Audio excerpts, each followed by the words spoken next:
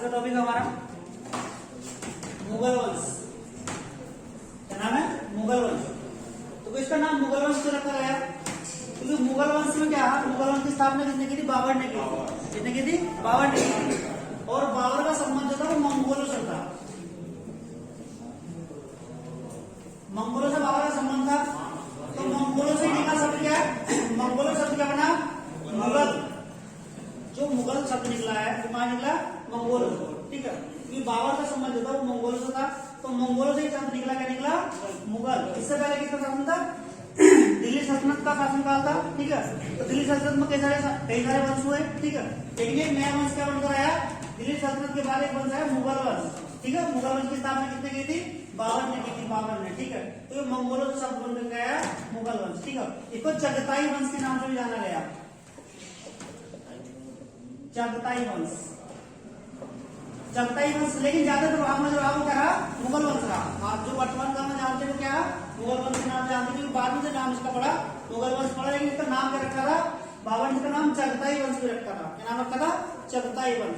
क्योंकि चगताई वंश जो रखा था चंगेज खां का जो पुत्र था, चंगेज खां के दूसरे पुत्र के नाम पर रखा था। चंगेज खां का पुत्र था, तो चंगेज खां के पुत्र के नाम पर क्या नाम रखा गया इसका? चगताई वंश। लेकिन चगताई वंश का नाम चला नहीं, प्रचलित कौन सा नाम हुआ इसका? मुगल वंश। ठीक है, तो मुगल वंश का जो कार्यकाल वो 1526 से 1857 तक। 1526 ईस्वी से 1857 ईस्वी तक चला कौन सा? मुगल वंश। ठीक है, तो मुगल वंश की शुरुआत हुई थी 1526 ईस्वी से। ठीक है, तो पानीपत के प्रथम युद्ध में बाबर ने जब इब्राहिम लोधी को हरा दिया था, तो इब्राहिम लोधी को हराने के बाद यहाँ एक नए वंश की स्थापना की, तो वो वंश क्या कहलाया? मुगल वंश कहलाया। ठीक है, तो 1526 ईस्वी से 1857 ईस्वी तक कौन सा वंश चला? मुगल वंश चला। तो मुगल वंश की याद रखने की ट्रिक है ये औरंगजेब तक की ट्रिक है। ठीक है, औरंगजेब की बात फिर क्या मध्यकालीन इतिहास के बाद फिर आधुनिक इतिहास शुरू हो जाता है। तो औरंगजेब तक के लिए यहाँ जो क्रमवाई जो बने हैं, तो ये शासकों का नाम है। ठीक है, बहुआज सो। ठीक है, बहुआज सो, ये आसान तरीका किससे याद कर सकते हैं? ठीक है, तो वैसे क्या बाबर, ऐसे क्या हुमायूं, ऐसे क्या अकबर, और जैसा जहांगीर, सहसा शाहजहां, औसत औरंगजेब। आसान है। ठीक है, ठीक है, आसान है। क्योंकि ऐसे शब्दों में हमारी ट्रिक ऐसी याद नहीं होती जो आसान में याद हो जाए। ठीक है, क्योंकि रोज बोलचाल की भाषा के शब्द क्या है? बहुआज सो। तो बहुआज सो से क्या है? मुगल वंश का जो औरंगजेब तक पूरा हमारा कार्यकाल यहाँ खत्म हो जाता है। बहुआज सो वैसे बाबर, ओसो हुमायूं, ऐसा अकबर, जैसा जहांगीर, सहसा शाहजहां, और औसत औरंगजेब। कई बार यह जब मुझे पूछ लिया था कि मुगल वंश का अंतिम शासक कौन था, तो मुगल वंश का अंतिम शासक था बहादुर शाह जफर द्वितीय। बहादुर शाह जफर द्वितीय। बहादुर शाह जफर द्वितीय ये मुगल वंश का अंतिम शासक था। मुगल वंश का प्रथम शासक कौन था? बाबर था। मुगल वंश का प्रथम शासक कौन था? बाबर था। और मुगल वंश का अंतिम शासक कौन था? बहादुर शाह जफर द्वितीय। बहादुर शाह जफर द्वितीय को 1857 की क्रांति के दौरान अंग्रेजों ने इसको पकड़कर कहा गया था रंगून। कई बार प्रश्न आ चुका रंगून। ठीक है, और रंगून में इसकी मृत्यु हो गई थी 1862 ईस्वी में मृत्यु हुई थी इसकी। 1862 दिल्ली पुलिस में क्वेश्चन आया वाला कि बहादुर शाह जफर की मृत्यु हो गई 1862 कहाँ हुई थी? रंगून। रंगून कहाँ पड़ेगा? म्यांमार। ठीक है, बर्मा की राजधानी क्या थी? रंगून। आज नाम क्या उसका? म्यांमार। और राजधानी क्या? नेपाल था। और रंगून की जेल में इसको भेजा था, कहाँ से पकड़कर? दिल्ली से बोल के भेजा था आपको 1857 में। ठीक है, तो अंतिम मुगल शासक कौन था? बहादुर शाह जफर द्वितीय। ठीक है, अब जो हमारा पढ़ेंगे इसमें सबसे पहले मुगल वंश में पढ़ेंगे। मुगल वंश की स्थापना किसने की थी? बाबर ने की थी। ठीक है, तो स्टार्टिंग करेंगे हम बाबर से। ठीक है,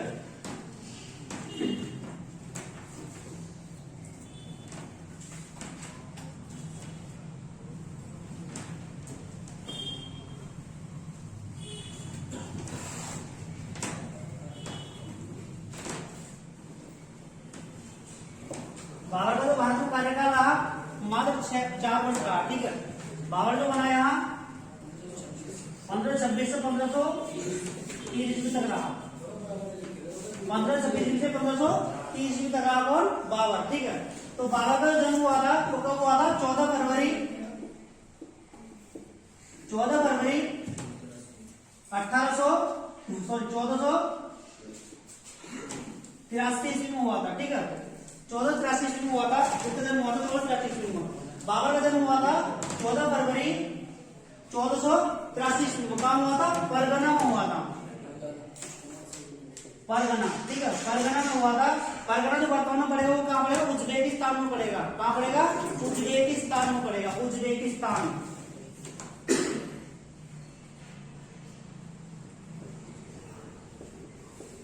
उज्बेकिस्तान में इसका जन्म हुआ था, किसका?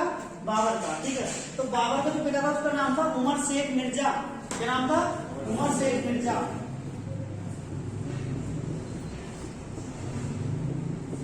उमर शेख मिर्जा के पिता का नाम था बाबर की, उमर शेख मिर्जा। इसकी जो माँ थी वो मंगोलों की थी, ठीक है, मंगोलों संबंध रखती, ठीक है। इसकी माँ कौन थी? मंगोलिया की रहने वाली थी। और उमर शेख मिर्जा कौन था? ये कौन था? ये कौन से वंश संबंध रखता था? ये कौन से वंश संबंध रखता था? ठीक है, ये रखता था तुर्क से, ठीक है, तुर्क संबंध रखता था, ये तुर्क से संबंध रखता था। और इसकी माँ मंगोल संबंध रखती थी, ठीक है।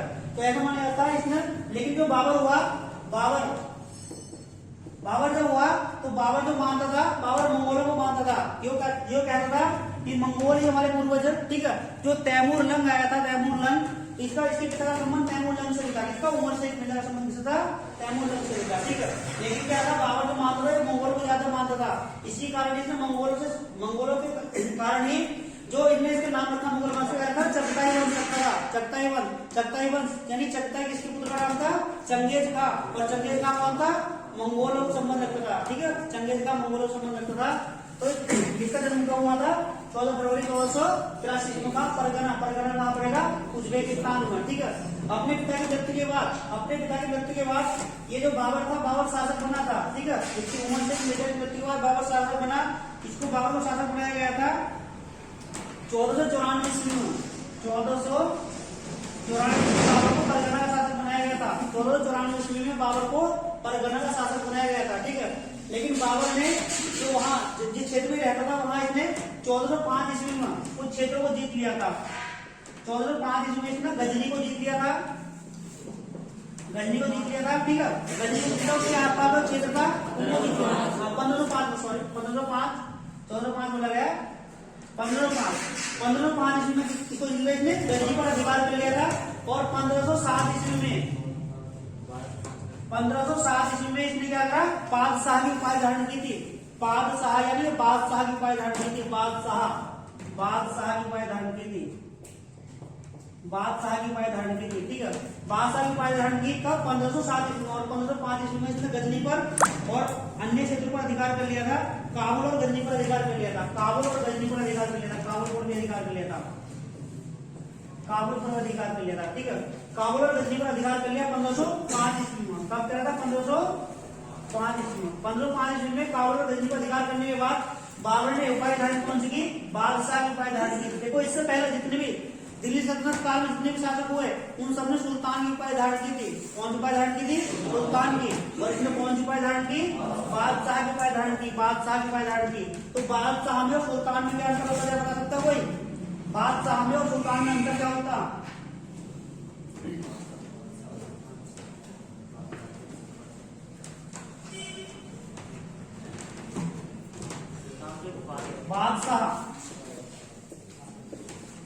बादशाह और सुल्तान इन दोनों में अंतर क्या? दिल्ली सल्तनत काल वाले जितने शासक हुए अधिकांश थे, दिल्ली सल्तनत काल वाले शासकों ने कौन सी उपाधि धारण की?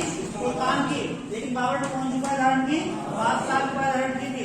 इनमें दोनों में अंतर क्या होता? सुल्तान की उपाधि हुआ करती थी, वो जो खलीफा हुआ करता था, ठीक है, खलीफा की अनुमति से प्रदान की जाती थी। खलीफा की अनुमति से प्रदान की जाने वाली जो पहली स्वीकृति थी वो क्या थी? उपाधि क्या थी? सुल्तान की उपाधि। और बादशाह की उपाधि धारण करने के लिए खलीफा की अनुमति नहीं लेनी पड़ती थी, अपनी इच्छा से उपाधि धारण की थी, ठीक है। बादशाह की उपाधि में खलीफा का कोई रोल नहीं था। खलीफा से नहीं पूछना होता कि हाँ भाई खलीफा की उपाधि बादशाह की। बादशाह की उपाधि ने अपनी आप धारण करी, स्वयं धारण की थी। सुल्तान की उपाधि कौन देता था? खलीफा से अनुमति लेनी पड़ती थी। और बादशाह के लिए खलीफा की कोई आवश्यकता नहीं थी। यह करता सुल्तान और बादशाह में, ठीक है। तो बाबर ने बादशाह की उपाधि धारण की। लेकिन ये बादशाह की उपाधि धारण की थी, ये भारत में प्रवेश करने से पहले की थी। भारत में प्रवेश करने से पहले उपाधि धारण की थी, ठीक है। यानी भारत से पहले ही इसने भारत के बाहर क्षेत्र में बादशाह की उपाधि धारण की थी। इसके बाद जब भारत आया था, ठीक, इसके बाद बादशाह की उपाधि धारण करने के बाद बाबर भारत आया था, ठीक है। तो बाबर का जो पहला आक्रमण हुआ भारत में वो कब हुआ था? बाबर ने भारत को पहला आक्रमण, बाबर ने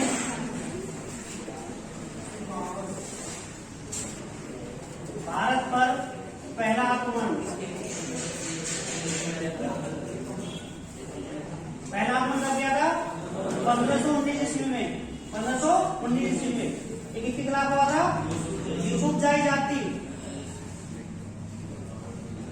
यूसुफजाई जाति के विरुद्ध हुआ था। किसके खिलाफ हुआ था? बाबर के खिलाफ हुआ था। बाबर ने यहाँ एक बाजौर, ठीक है, एक तो बाजौर को जीत लिया था और एक भेरा पर अधिकार कर लिया था। बाजौर और भेरा पर अधिकार कर लिया था। क्षेत्र था बाजौर और भेरा, बाजौर और भेरा पर अधिकार कर लिया था बाबर ने। कब? 1519 ईस्वी में, ठीक है, 1519 ईस्वी में। बाबर ने यहाँ से वापस लौटा था, वो 1519 में बाबर चला गया था। तो कौन से दर्रे से होकर आया था बाबर? कौन से दर्रे से होकर बाबर गया था? खैबर दर्रा कहाँ पड़ेगा? पेशावर में। पेशावर कहाँ पड़ेगा? पाकिस्तान, ठीक है। तो 1519 में बाबर लौट गया था खैबर दर्रे से होते हुए। खैबर दर्रा कहाँ पड़ेगा? पेशावर। पेशावर कहाँ पड़ेगा? पाकिस्तान, ठीक है, पाकिस्तान। तो बाबर आया था 1519 में। इसका पहला युद्ध हुआ था यूसुफजाई जाति के विरुद्ध हुआ था 1519 ईस्वी में, और इसने बाजौर और भेरा पर अधिकार कर लिया था और इनको अधिकार करके 1519 में वापस चला गया था खैबर दर्रे से होते हुए। खैबर दर्रा कहाँ पड़ेगा? पेशावर, पाकिस्तान में पड़ेगा। कई बार ऐसे पूछ लिया गया खैबर दर्रा कहाँ स्थित है? पाकिस्तान में स्थित है खैबर दर्रा, ठीक है। अब जो इसका युद्ध हुआ भारत में, जो बाद में आए, यह है 1526 ईस्वी में, ठीक है। इसको बुलाया किसने था? इब्राहिम लोधी के चाचा ने बुलाया था और राणा सांगा का इसमें सहयोग था, ठीक है। कहीं ना भी भारत के लोगों ने बुलाया था, इसको आमंत्रित किया था, ठीक है। इसको आमंत्रित किया था भारत बुलाने के लिए 1526 ईस्वी में। पानीपत का प्रथम युद्ध लड़ा जिसने बाबर ने किसके साथ लड़ा था? इब्राहिम लोधी के साथ। तो इसका दूसरा युद्ध हुआ था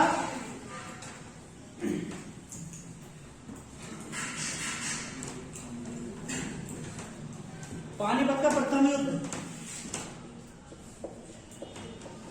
पानीपत का प्रथम युद्ध, पानीपत का प्रथम युद्ध कब हुआ था? 1526 ईस्वी में। 1526 में हुआ था। किसके बीच हुआ था? इब्राहिम लोधी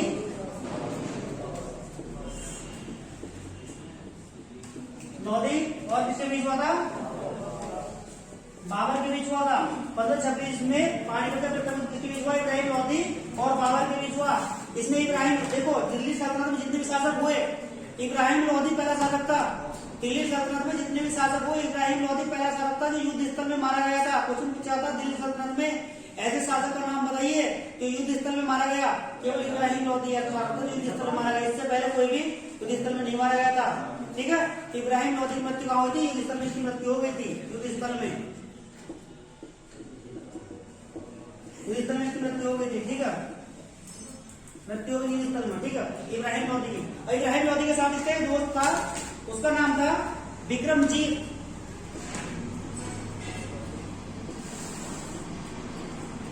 इब्राहिम लोधी के मित्र का नाम था विक्रमजीत। इब्राहिम लोधी के मित्र का नाम था विक्रमजीत। ये विक्रमजीत कहाँ के शासक थे?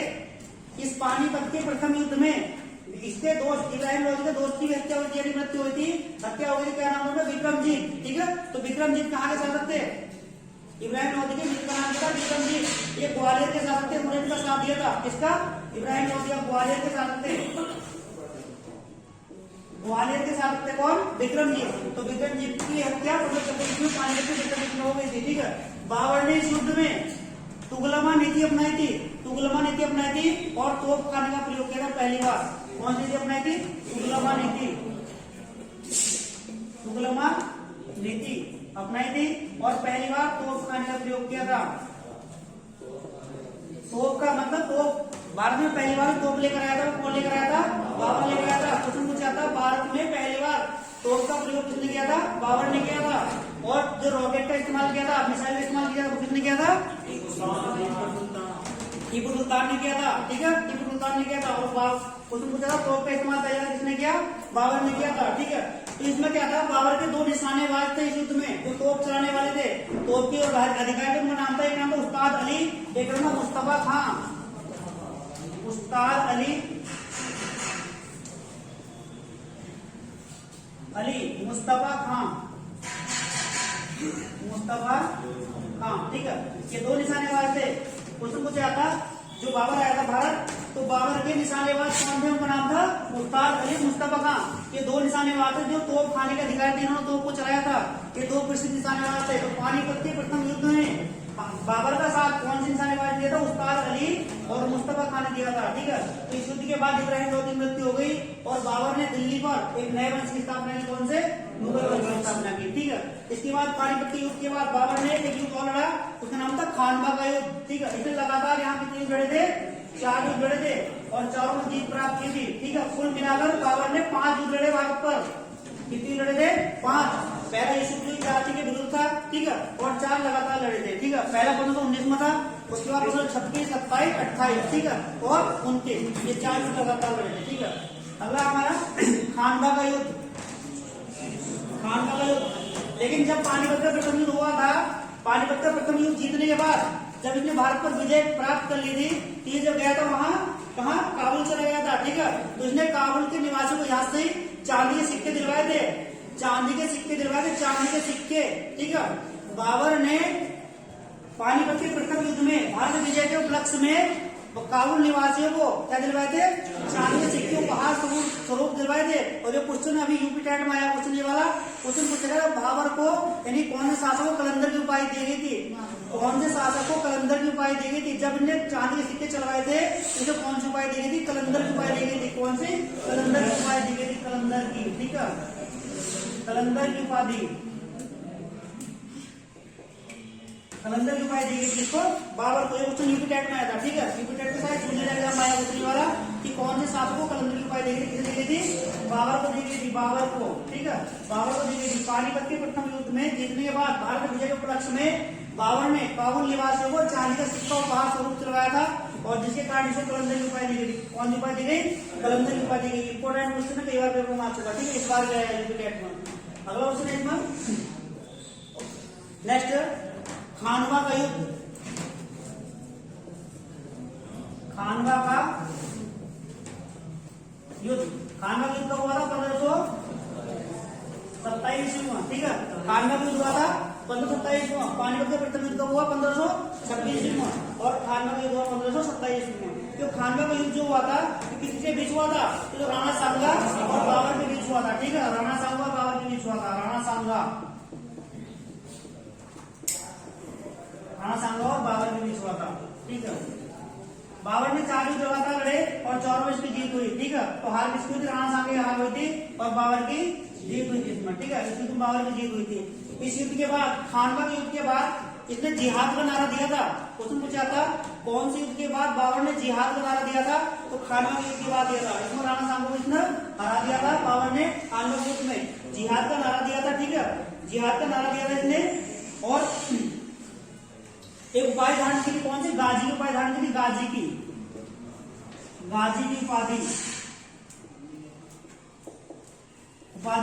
इससे पहले इसने उपाधि धारण की थी बादशाह की।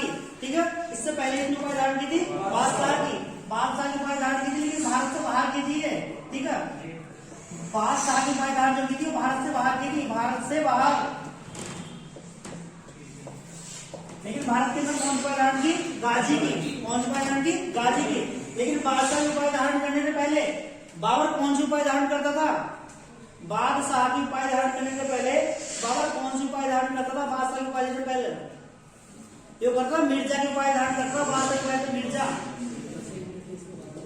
मिर्जा जो थी पैतृक उपाधि थी। ठीक है, पैतृक उपाधि थी, जो इनकी पैतृक उपाधि थी मिर्जा। बादशाह की उपाधि धारण करने से पहले बाबर कौन सी उपाधि धारण करता था, मिर्जा की। ये दोनों उपाधि भारत के बाहर इसे धारण की थी, मिर्जा की और बादशाह की। लेकिन भारत में खानवा के युद्ध के बाद बाबर ने कौन सी उपाधि धारण की, गाजी की उपाधि धारण की। गाजी का मतलब क्या होता है, काफिरों का घातक, काफिरों का घातक, काफिरों का घातक होता है। इसका अर्थ क्या होता है, काफिरों का घातक, काफिरों का घातक, काफिरों का घातक आया था गाजी को। तो खानवा के युद्ध के बाद इसने जिहाद का नारा दिया। एक तो जिहाद का नारा दिया था। ठीक है, जिहाद का नारा दिया था, और इसने मुसलमानों पर लगाया गया कर, तमगा और व्यापार कर को समाप्त कर दिया था। तमगा और व्यापार, इन दोनों कर को समाप्त कर दिया था। ठीक है, दोनों कर को समाप्त कर दिया था। भारत पर लगने वाले जो मुसलमानों पर कर था, एक तो तमगा था और एक व्यापार कर था, खानवा के युद्ध के बाद इसने तमगा और व्यापार कर दोनों को समाप्त कर दिया था, मुसलमानों को हटा दिया था कि कोई भी कर नहीं देना होगा। और इसमें हाँ बताइए अभी तो ठीक है, इसमें व्यापार था और तमगा दोनों करों को समाप्त कर दिया था। ठीक है, अब इसको समाप्त कर दोनों को और कौन सा नारा दिया? जिहाद का नारा दिया था। कौन सा नारा दिया था? जिहाद का नारा दिया था। क्वेश्चन बनेगा बाबर ने कौन से युद्ध के बाद जिहाद का नारा दिया था? तो बाबर ने कौन से युद्ध के बाद जिहाद का नारा दिया था? खानवा के युद्ध के बाद। बाबर ने गाजी की उपाधि धारण कौन से युद्ध के बाद की थी? खानवा के युद्ध के बाद। बाबर को कलंदर की उपाधि कब दी गई थी? कौन से युद्ध के बाद दी गई थी? पानीपत के युद्ध के बाद कलंदर की उपाधि दी गई, जब उन्होंने चांदी के सिक्के चलाए थे काबुल निवासियों को। ठीक है, तो कलंदर की पानीपत के युद्ध के बाद और गाजी की उपाधि कब दी गई? खानवा के युद्ध के बाद। और बादशाह और मिर्जा की इसने कब की थी? भारत के बाहर इसने उपाधि धारण की थी। ठीक है, इसकी पहले उपाधि क्या थी? मिर्जा। उसके बाद कौन धारण की? बादशाह। ठीक है, अगला युद्ध लड़ा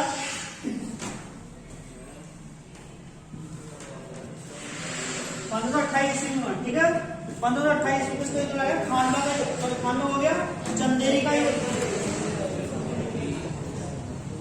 चंदेरी का युद्ध आवाज मत करो भाई। 1528 ईस्वी में कौन सा युद्ध लगा? चंदेरी का युद्ध लगा, जो किसके साथ लगा था? मेदिनी राय और बाबर के साथ। मेदिनी राय और बाबर के साथ। बाबर के साथ इस युद्ध में किसकी जीत हुई? बाबर की। हार किसकी हुई? मेदिनी राय की। और जीत किसकी हुई? बाबर की।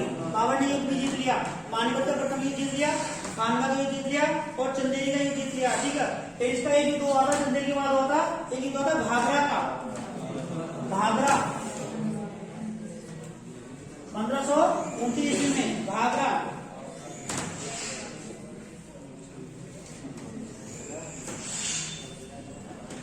का युद्ध। घाघरा युद्ध कब लड़ा गया था? 1529 ईस्वी में। किससे भी लड़ा गया था? अफगान शासक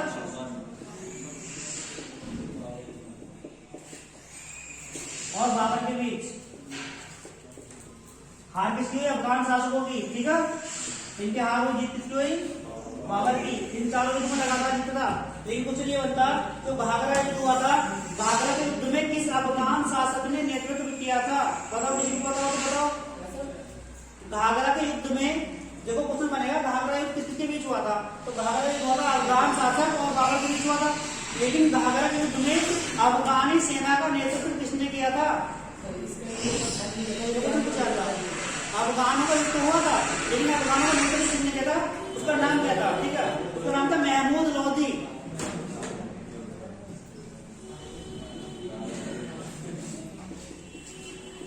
क्या नाम था? महमूद लोधी। महमूद लोधी नाम था। ठीक है, महमूद लोधी उसका नाम था, इसका जो अफगान शासक जिसने युद्ध लड़ा था, लेकिन हार हुई थी। ठीक है, अफगान शासकों के साथ तो हुआ था, लेकिन युद्ध का नेतृत्व किसने किया था? महमूद लोधी ने। तो बाबर के द्वारा ये कितने लड़े गए? 4 युद्ध लड़े गए और चारों के चारों में किसकी विजय प्राप्त हुई? बाबर की प्राप्त हुई। बाबर को विजय प्राप्त हुई चारों युद्ध में। और 1530 ईस्वी में बाबर की मृत्यु हो गई थी। ठीक है, 1530 ईस्वी में बाबर की मृत्यु हो गई थी। 1530 ईस्वी में बाबर की मृत्यु हो गई थी। बाबर एक ऐसा शासक था, इसको 2 बार दफनाया गया था। पता है, बाबर एक ऐसा शासक था, इसको 2 बार दफनाया गया था। 1530 में इसकी मृत्यु हुई, इसको आगरा के आराम बाग में दफनाया गया। कहाँ दफनाया गया? आगरा के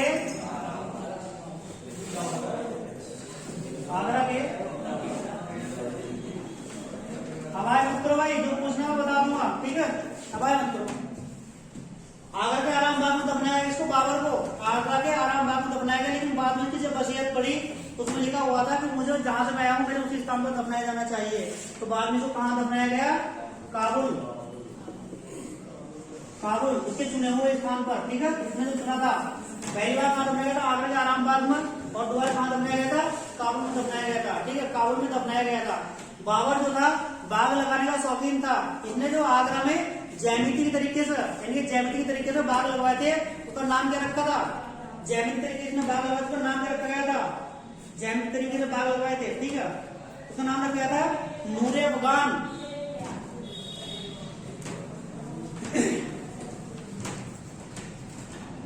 बाबर ने बाग लगवाए थे। बाग कौन तरीके लगवाए? ज्यामिति तरीके से। ठीक है, ज्यामिति तरीके से बाग लगवाए थे। और नाम रखा था नूर ए अफगान, नूर ए अफगान। जो बाबर ने बाग लगवाए जमीनी तरीके से कहा, आगरा में, ठीक है। तो नाम रखा था नूर ए अफगान, उन बागों का नाम रखा गया नूर ए अफगान। आज वर्तमान में किस नाम जाना जाता, आराम बाग के नाम जाना जाता, आराम बाग, आराम बाग के नाम से जाना जाता, नूर ए अफगान को जाना जाता आराम बाग के नाम से। बाबर का अर्थ बता देता, बाबर का अर्थ क्या था, बाबर, बाबर, बाबर का अर्थ क्या था, बाबर का अर्थ क्या होता, बाबर का अर्थ क्या था, बाबर का अर्थ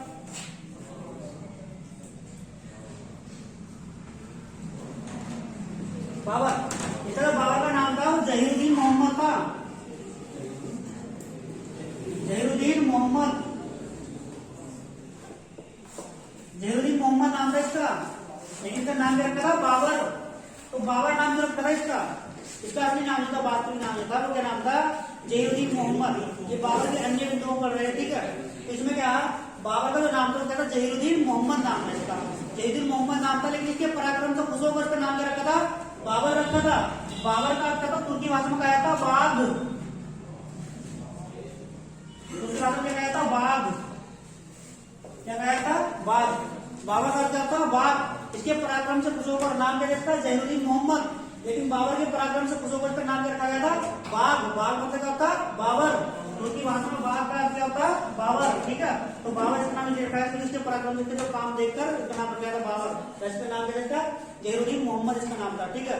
जब भारत यानी कि जब बाबर भारत आया था तो भारत में 2 खेल लेकर आया था, 2 खेल लेकर आया था बाबर, एक तो गंजीफा और एक इश्कबाजी, 2 खेल लेकर आया था। एक तो गंजीफा खेल लेकर आया था, एक लेकर आया था इश्कबाजी, इश्कबाजी, ये 2 खेल लेकर आया था कौन, बाबर लेकर आया था। उसमें पूछा था भारत में गंजीफा और इश्कबाजी का खेल कौन लेकर आया, बाबर लेकर आया था। गंजीफा का अर्थ क्या होता, कौन सा खेल है, ताश का खेल था, ताश, ताश का खेल। और जो इश्कबाजी था कबूतरबाजी था,